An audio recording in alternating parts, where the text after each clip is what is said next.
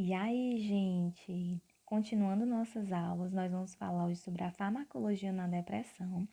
Lembrando de seguir nosso Instagram, tá certo? Lá coloca algumas questõezinhas relativas à aula, as referências que foram utilizadas. E aqui são os fármacos que a gente vai falar, tá certo? Nessa primeira aula, a aula vai ser dividida em duas. Eu vou falar nesse primeiro momento dos inibidores seletivos de recaptação de serotonina e da captação de serotonina e norepinefrina. E na próxima aula sobre os antidepressivos tricíclicos, os inibidores da MAO e outros grupos. Para começar, né, a gente vai falar da etiopatogenia para poder entender como é que esses fármacos vão agir e o porquê da gente utilizar esses fármacos. Existem algumas teorias relacionadas ao transtorno depressivo. Uma delas é esse déficit funcional de monoaminas, ou seja, eu tenho uma diminuição tanto de norepinefrina como de serotonina. Lembrando, né, que a norepinefrina ela participa do sistema de recompensa do humor, do aumento da vigília, da atenção e da atividade de exploração.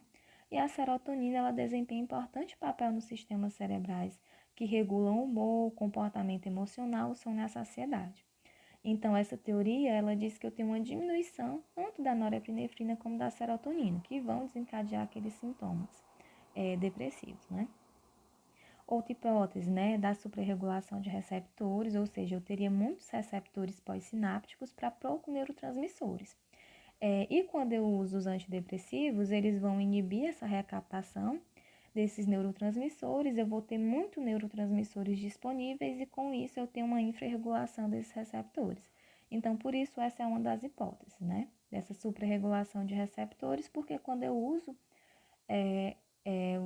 os inibidores, né? Eu diminuo essa suprarregulação. Outro modelo, outra teoria, é o modelo integrado de cadeia de processos biológicos, no qual eu teria já uma vulnerabilidade genética. Essa vulnerabilidade genética associada a alguns riscos ambientais, como o uso de substâncias psicoativas, alterações do sono, baixo suporte social, abuso físico ou sexual, dentre outros, né? Também associada a um estresse físico e emocional, desencadearia uma desregulação de neurotransmissores cerebrais, alterações neuroendócrinas, autoimunes, alteração na cascata intracelular, tudo isso desencadeando sintomas neuropsiquiátricos, sintomas emocionais, cognitivos, neurovegetativos e álgicos. Visto isso, né, um pouco dessa fisiopatogenia, a gente vai entrar no tratamento em si, né? A gente vai falar primeiramente dos inibidores seletivos da recaptação de serotonina. Como a gente viu, né, uma das hipóteses é a diminuição dessa serotonina. Então, aqui eu vou tentar aumentar essa minha serotonina na minha fenda para tentar diminuir esses sintomas. Aqui são os a gente vai começar falando do mecanismo de ação, né? O que acontece? Aqui eu tenho um neurônio, nesse meu neurônio eu tenho autorreceptores de serotonina, tenho também receptores pós-sinápticos de serotonina, tenho a bombinha, né, de recaptação de serotonina, e eu vou ter o meu inibidor da recaptação de serotonina. Aqui eu tenho um estado depressivo. Nesse meu estado depressivo, eu tenho um baixo nível de serotonina, aqui eu tenho pouca serotonina, certo? Eu tenho uma suprarregulação dos receptores, tenho muitos receptores e poucos sinais no neurônio para liberar a serotonina, certo? Aqui é o estado depressivo. Aqui eu já estou em uso do meu inibidor de recaptação de serotonina. Então, o antidepressivo ele vai bloquear essa recaptação, tanto nos dendritos quanto no axônio, certo? Isso vai causar um aumento dessa minha serotonina. O que acontece depois? O aumento da serotonina ele vai causar uma dessensibilização, uma infrarregulação desses meus receptores. Então, aqui eu tenho muita serotonina e aqui eu já vejo que eu diminuí os meus receptores. Eu também vou ter uma infrarregulação dos autorreceptores. Essa infrarregulação, né, dos autorreceptores vai causar uma liberação, um impulso, mais impulso para a liberação de serotonina no axônio pelo neurônio. Com isso, eu vou ter o aumento da liberação de serotonina no axônio, que também vai causar uma dessensibilização, uma infrarregulação. Aqui, ó, a gente viu que estava lotadinho de receptor, agora eu tenho menos receptor pós-sinápticos, menos receptores pós-sinápticos, certo? Então, é isso que vai acontecer. Lembrar que os ISRS, eles são o tratamento de primeira linha, mas que por conta disso, né, que tem todo esse processo, eles podem demorar até de 2 a 12 semanas para produzir uma melhora significativa no humor. Agora a gente vai falar dos representantes. Eu tenho a fluoxetina, que além de inibir a recaptação de serotonina, ela também vai desinibir a liberação de norepinefrina e dopamina, ou seja, eu vou aumentar também a liberação de norepinefrina e dopamina. Ela tem um efeito energizante e reduz a fadiga. Além disso, ela também pode melhorar a concentração e a atenção. Ela é o único ISRS aprovado para o tratamento de transtorno alimentar. Ela tem uma meia-vida longa, de 2 a 3 dias, e isso vai reduzir os sintomas de retirada, que a gente vai ver depois. Mas lembrar dessa informação.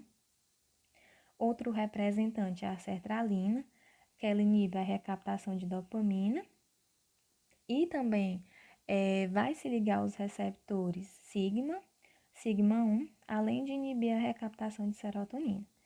Essas propriedades sigmas, elas podem contribuir para as ações ansiolíticas e também podem ser úteis em pacientes com depressão psicótica. Como a fluoxetina, a sertralina, ela também aumenta a energia, a motivação e a concentração.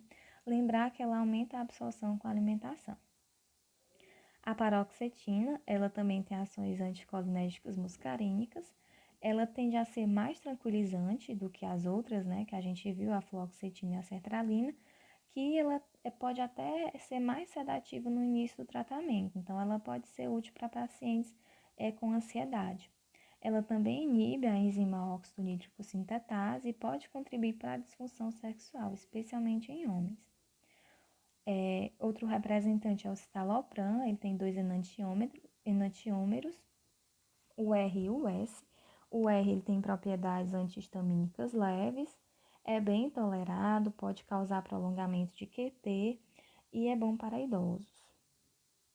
O estalopram, ele é o citalopram com o enantiômero R removido, ele é mais eficaz e previsível, e é o ISRS mais bem tolerado, que tem menos taxas de interações. Dos efeitos adversos são muitos, né? Desde cefaleia, a hiponatremia, né? Então, eu tenho disfunção sexual, o porquê, né? O aumento da serotonina, ele vai inibir o desejo, a ejaculação. Então, isso pode causar disfunção sexual. Eu tenho também alteração do sono, né? Como insônia, no caso do uso de fluoxetina, né? Que é energizante, eu posso ter insônia.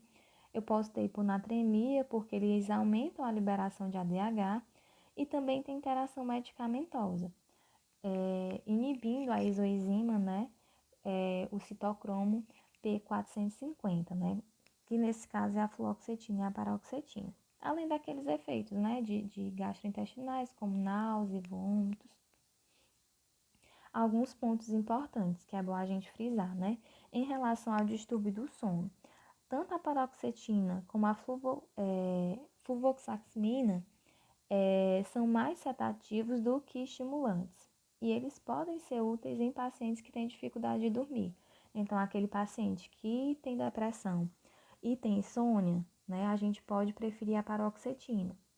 Já aqueles pacientes, né, que se sentem cansados ou têm uma sonolência excessiva, a gente pode pensar em fluoxetina ou sertralina, porque elas são mais estimulantes do que sedativas.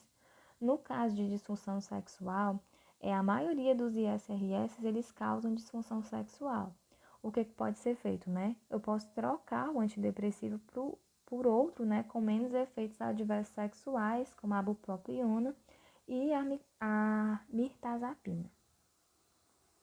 Usa em crianças e adolescentes, né? A fluoxetina, a sertralina, pode ser usada em transtorno obsessivo compulsivo, a fluoxetina e o estalopram em depressão infantil. Em relação à superdosagem, lembrar que o citalopram ele pode causar prolongamento de QT, a convulsão pode acontecer em qualquer um dos ISRS, né, no caso de superdosagem, porque eles baixam o limiar convulsivo. A síndrome serotonínica, né, que é especialmente se forem usados com imaus ou outro fármaco fortemente serotoninérgico, que no caso eu vou ter hipernatremia, eu vou ter hipertermia, não hiponatremia, né? Hipertermia, sudorese excessiva, rigidez muscular, posso ter mioclonia, alteração do estado mental, alteração dos sinais vitais, no caso da síndrome serotonínica, certo? A síndrome da interrupção, né? Todos os ISRS têm potencial de causar síndrome de interrupção. A fluoxetina, como a gente viu, tem o menor risco de causar por conta da minha vida longa. Essa síndrome de interrupção, ela se caracteriza por cefaleia, mal-estar, o paciente pode ficar agitado, com irritabilidade, alteração do padrão de sono, nervosismo. Pronto, a gente falou dos inibidores da recaptação de serotonina. Agora a gente vai falar dos inibidores da recaptação, tanto de serotonina como noradrenalina. É o mecanismo de ação, né? Eu tenho aqui, né, na minha fenda sináptica, eu tenho tanto serotonina como norepinefrina, e eu tenho a inibição da captação tanto de serotonina como norepinefrina. Então, elas vão ficar mais disponíveis na fenda sináptica, certo? Lembrar, né, que eles também são eficazes no tratamento de diversas síndromes dolorosas, assim como os antidepressivos tricíclicos. Lembrar que os ISRS, eles não têm essa propriedade de serem usados também em síndromes dolorosas. De representantes, eu tenho a venlafaxina e a desvenlafaxina, que é um potente inibidor da captação de serotonina, e em dosagens médias a altas também é inibidor da captação de norepinefrina. É usado também para transtorno de ansiedade. E a deslorfaxina é um metabólico ativo desmetilado da venlafaxina. A duloxetina, né, alivia a depressão na ausência de dor, como também alivia a dor na ausência de depressão. Ela inibe a captação de serotonina e norepinefrina em todas as dosagens. Também é um inibidor moderado da enzima do citocromo 2D6, e também com isso ela pode aumentar a concentração de fármacos biotransformados por essa via, como os antipsicóticos. Então, prestar atenção nessa parte. Os efeitos adversos, né? Eu posso ter cefaleia, tanto insônia como sonolência, disfunção sexual, aumento da pressão arterial e da frequência cardíaca. E então, dessa primeira parte era isso. Qualquer dúvida, qualquer questionamento, vocês podem falar nos comentários. E é isso, muito obrigada.